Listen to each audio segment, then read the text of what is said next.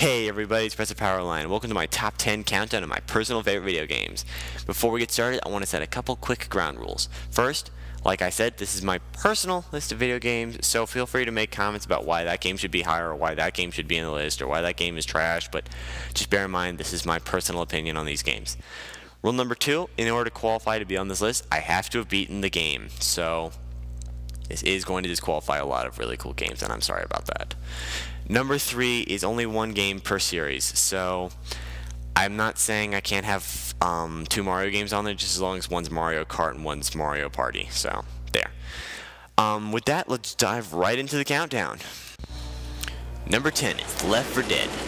Now, the first question you have is why not Left 4 Dead 2? Well, I have a reason for that. First is, the zombies in Left 4 Dead 2 strike me more as drunk people than they do actual zombies. I've never known why this is. Maybe it's the way they walk or something, but it bugged me quite a bit. Second, I like the heroes in Left 4 Dead 1 a considerable amount more, and, well, there's more reasons than that, but let's get into why I like Left 4 Dead 4.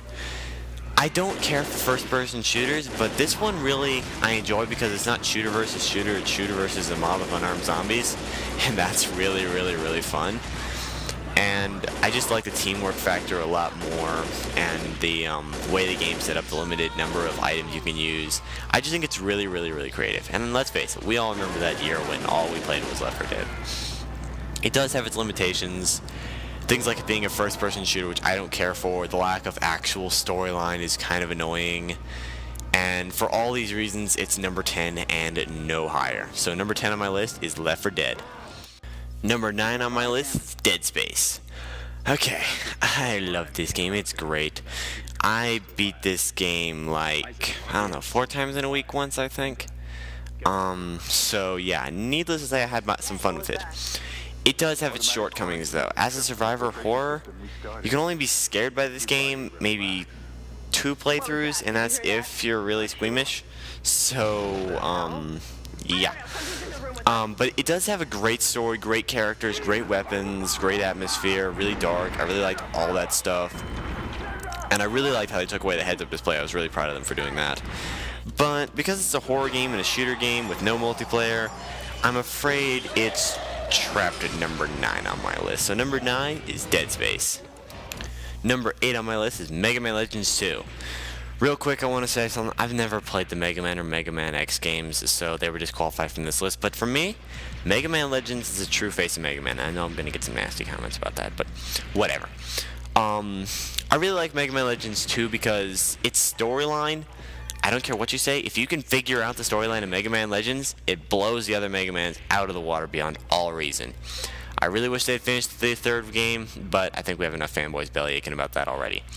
So I really like the free roaming, the weapons, the story, the characters, just a lot of stuff about this game.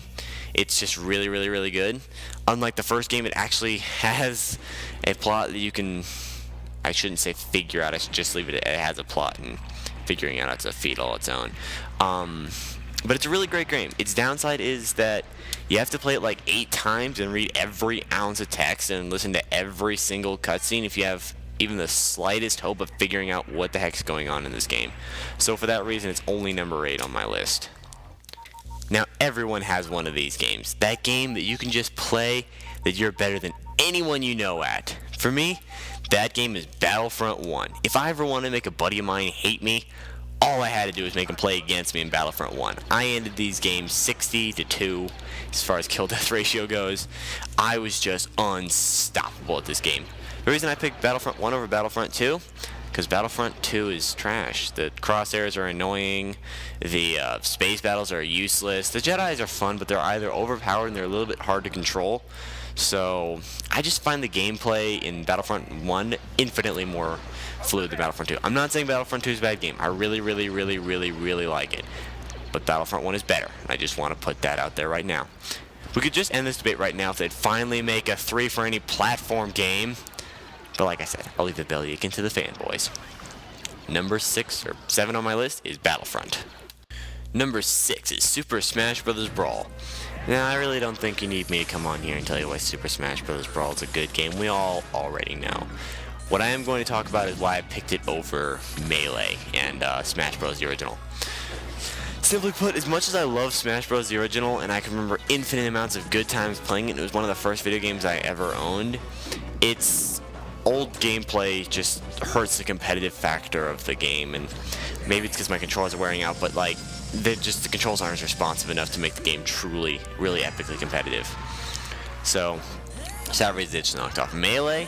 While the game was more revolutionary than Brawl was, adding 14 characters as opposed to Smash Bros. Only 9, and the gameplay is faster in Melee, it didn't have a few things that I really loved about Brawl. For example, things I loved about Brawl: Pokemon Trainer, loved it. Toon Link, awesomeness, great new characters, great new courses, and Subspace Emissary. Now, it's really hard to take a lot of stars, roll them together in one world, and actually make it work. This is why Avengers was so good, because they actually managed to do that. But I just give them a lot of credit for the Brawl storyline, and the gameplay in Brawl is not so much slower than Melee that it's not fun. In fact, I think it's almost really hard to tell. That I just think it doesn't make enough of a difference to make Melee the better game. I grant you, Melee is the more revolutionary game and the more competitive game, but my heart's in Brawl. So for that reason, it's number 6 on my list. There is a chance I'm being a little bit impulsive with this choice being on my list, but number 5 is Skyrim. Now, I wonder if I'm maybe not just putting this on the list because I've been playing it for the last week straight since my capture card had started with its issues. But whatever. And now, I know there's a lot of games that do this, but I've never really played an RPG quite as well done as Skyrim, with the incredibly intense storyline, complexity of almost all the NPCs, the choose your different path thing, the fact that it started 2 internet memes, which is something not a lot of games can say. I mean, sure, Star Fox has dual barrel, but can you really say it started 2 memes? No, sorry, it can't. So, yeah. I gotta give it to Skyrim. It's an awesome game. I do think perhaps in a week or two I'll reconsider my opinion on it, but for now, I do think it deserves its spot at number 5 on my list. So number 5 is Skyrim. Number 4, Halo Wars. Shut up. Shut up. I know, this is baby's first RTS, and what's more, the general consensus is that RTSs do not belong on consoles. Personally, I disagree with this. I do not disagree with that RTSs are going to be better on the computer because the mouse just makes everything work better. Computer can process more and you're not quite as limited by the power of your console. But I don't think RTSs on consoles are bad. In fact, Halo Wars, despite its numerous flaws, and I grant it does have a ton of flaws, it does still have a consistent online following of at least 3,000 people every single time I play online. It's got a multiplayer career mode that's not terrible, but it's fun enough. And why this game is truly at the number 4 slot on my list is because you might be familiar with Ronzonio, who's co-op Let's Playing this game with me right now.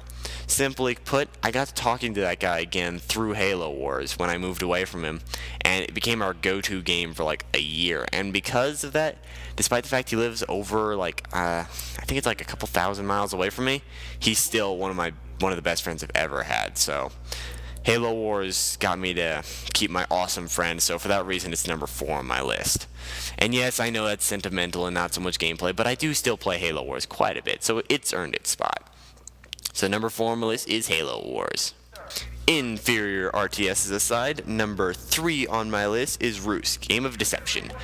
This game sold terribly, and its career mode is evidence of that. It's terrible. But it is a superior RTS as opposed to Halo Wars, and it is incredibly fun.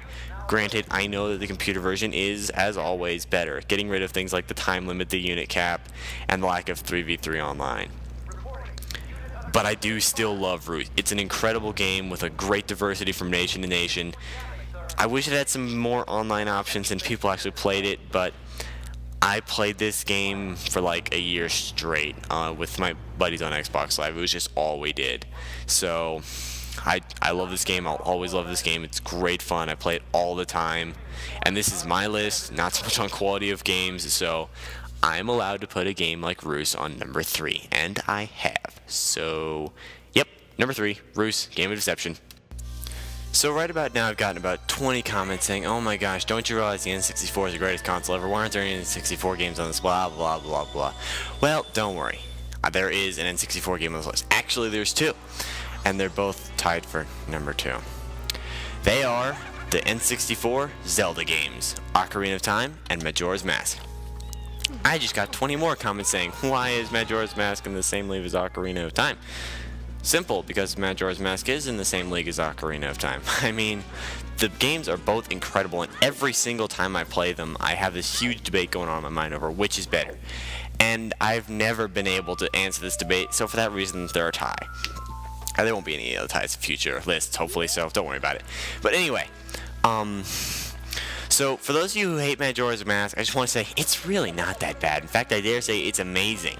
Sure, the clock gets annoying, but if you just slow down time, that's not that bad. And it allows for so much depth with the NPCs, and everyone gets their own little story that you can follow or ignore, or everything. The story's so much darker. You can see a lot of growth in Link. It's just a great game. Plus, the gameplay is vastly improved over Ocarina of Time with things like the transformation masks and the cool exotic areas you get to see. I just really, really, really love Majora's Mask. On the other hand, Ocarina of Time is a much bigger world to explore, a lot more temples. And let's face it, that finale when you slash Ganondorf in the mouth and then stab him in the face to kill him, spoilers, it just played awesome. And let's just be fair, Ocarina's got a special place in everyone's heart, and I'm no exception to that. So, yeah, I can't decide between these two games. So, tied for number 2 is the N64 Legend of Zelda games, Ocarina of Time, and Majora's Mask. Before we see the king of them all, my all-time favorite video game, I want to run through a quick recap. Number 10, Left 4 Dead. Number 9, Dead Space. Number 8, Mega Man Legends 2. Number 7, Battlefront 1. Number 6, Smash Bros. Brawl. Number 5, Skyrim. Number 4, Halo Wars. Number 3, Roost. Number 2, the Zelda N64 games. And for the granddaddy of them all, number 1. Coming in at the top spot, it's the first video game I ever owned, on top of the first Let's Play I ever did, Pokemon Yellow. Now, I'm not picking a first generation game because I'm with all those people who say, oh, the first generation Pokemon are so awesome, the 5th generation Pokemon are terrible. I actually don't totally agree with that. I mean, Diglett, Dugtrio. Enough said. Let's just think about how many Pokemon were like that. So, yeah, I picked this game because I beat it literally 30 times plus, and every time it still gives me chills. It was the first Let's Play I ever did, so that helped with its, awesome factor. It's the only game where you have an option aside from the first 3 standard starters. It's the only game where you can get all 3 standard starters. It's got the awesome Mew glitch in it, and I've just played this game so much, on top of it being the first video game ever that I owned. Not first video game ever, not by a long shot. First video game I ever owned, and just it got me into RPGs. It had a good storyline. At the time, the anime for it wasn't utterly terrible. So, for all these reasons, Pokemon Yellow is my personal all-time favorite video game. So there you have it, my top 10. But if you want to see games that didn't quite make the list, games that have a special place in my heart, or were disqualified because I hadn't beaten the game, then there's a link right here that will take you to that list. It's only going to be a top 5 of honorable mentions, but still you could see a lot of games that I did in fact love but couldn't put on the list because of various reasons. Alright, so until then, see y'all next time.